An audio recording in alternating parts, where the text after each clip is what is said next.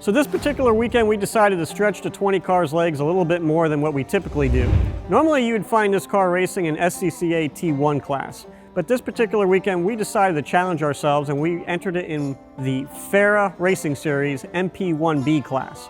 This particular class puts the 20 car up against Porsche 718 GT4s, Porsche 911 GT3s, and various other cars like Audi R8s and Corvettes.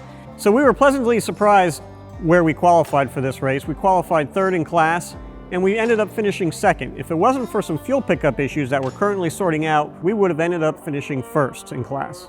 So due to the E85, our fuel consumption was a lot more than what we anticipated, and unfortunately in the last laps of the race we started having fuel pickup issues.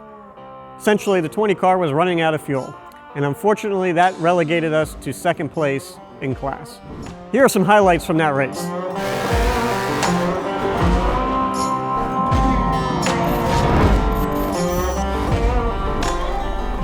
Okay, we're rolling here to the start of the race, coming down the front stretch. That Porsche ahead of us is in the class above us. Nothing to worry about there, but here we go.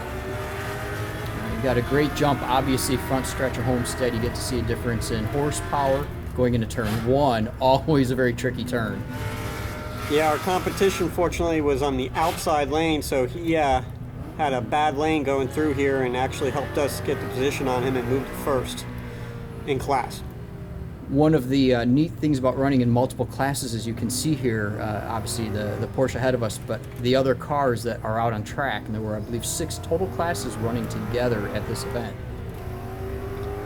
That's right, Brian. There was a lot of different cars with different kinds of capability. And again, it's great to see as we transition here. We're running NASCAR 3-4 for this particular event, coming onto the front straightaway. You can see the speed and the lateral G's pulling on the car as you're coming through that corner, and obviously hard braking zone here. See that 911 we were chasing on the start, he dipped his right rear tire off in the grass, and that's what caused that spin for him. Yeah, and again, it's hard to explain to people that are typically doing HPDEs versus racing. In racing, you have to watch your line, you have to watch for traffic, people, different experience levels, and ultimately having to adjust your line, as you'll see here in a little bit, to compensate for traffic around you, going around them, or some of them coming around us as they're higher horsepower cars out there with us. Absolutely. In an HPD, when a car like that was spun and stopped, usually they stop the whole race and bring you in the pits and clean them up. We just keep going.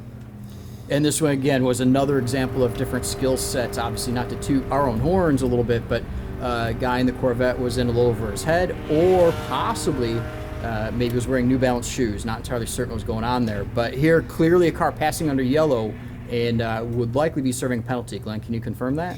Yes, he actually ended up giving up the position, and we're getting ready to restart. You could actually see him there in my mirror.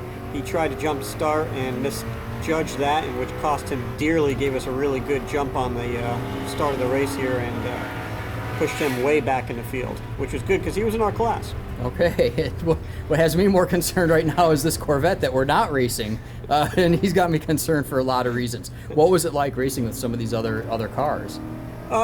You know, you get used to it racing in multi-classes. They're, you know, different driver skill, also different cars, so you're used to it. That's the best way I could say is you automatically tag certain people. You know who you can run with and who you got to be careful with, and obviously some of these cars, as you can already see in this video, you have to be very careful with. Yeah, it looks like, again, the majority of traffic here, and the FARA events are good about the drivers that they draw. The majority of traffic is working together. They know what class they're running in, who they're running with and against, and who they should, again, either be chasing or getting out of the way of. And as noted, some faster traffic and some slower traffic.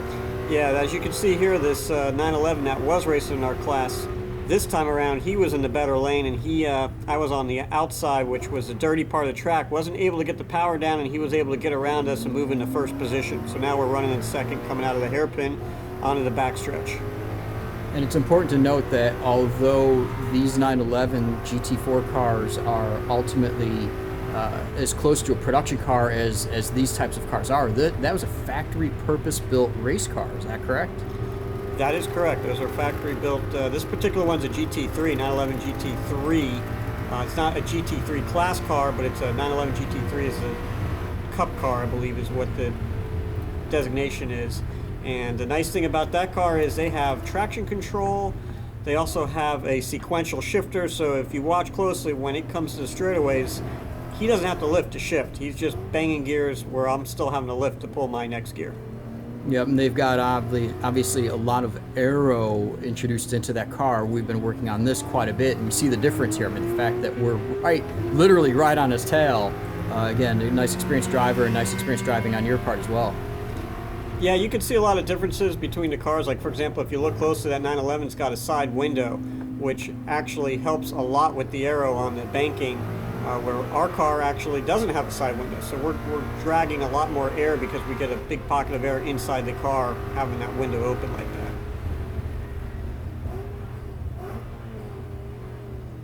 Yeah, and as we were just talking about a few minutes ago, understanding and knowing your surroundings and seeing traffic, one of the Porsche guys, and again, please don't take this as us picking on Porsches, just a little overzealous in the braking zone, and obviously going a little beyond what the tires could handle.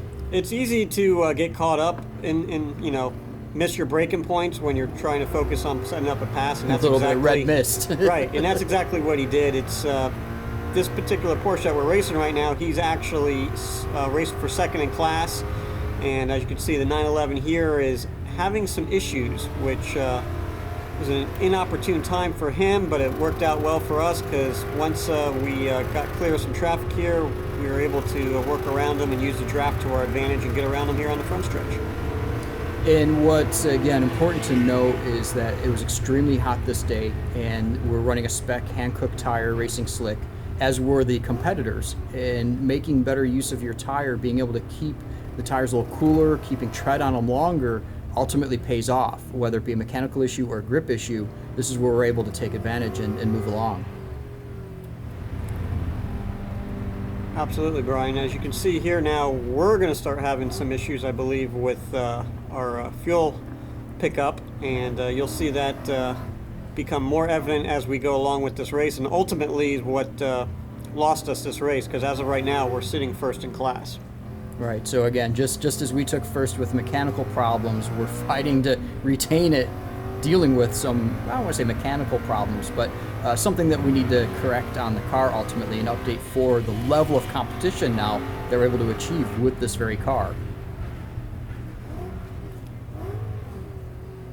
That's our favorite Corvette again. Just kind of, again, watch him, and he makes me nervous every time, and I'm not even in the car, so I can only imagine what you're feeling when you see this guy come up in the mirror. Yeah, like I said, I was on my game when I saw him. I was very concerned and just watched what I did around him. Yep. And really kudos again to the FARA race organization, FARA Racing. Check them out. They run at Homestead and run a number of different series as well, some endurance races. This particular sprint race, again, being 30 minutes, and there were a series of them into Sunday. Just really fun events and well attended in a spectator standpoint. And of course, you look at the cars. This is, we're starting to see experience these issues now you were alluding to. Yeah, the actual fuel pickup issue actually gave me trouble going into turn 2 there. It was why the car was working the steering wheel, because did it when I wasn't expecting it, and that always sets you off. As you can see here now, I'm giving it full throttle, but the car's not going anywhere. Our competition's about to blow by us here on the straightaway. I'm off to the side out of the racing line because I knew they were going to come. You can see them going through now. Yeah, not much you can do when the engine's just not able to get gas. Yeah, and was sit and duck.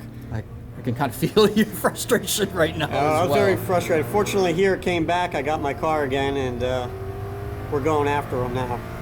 Yep, and this is it, right? We're coming up to one of the final laps of the race, and so we got to make it happen. Yeah, this is actually the last lap, so they were going through the last couple of corners here.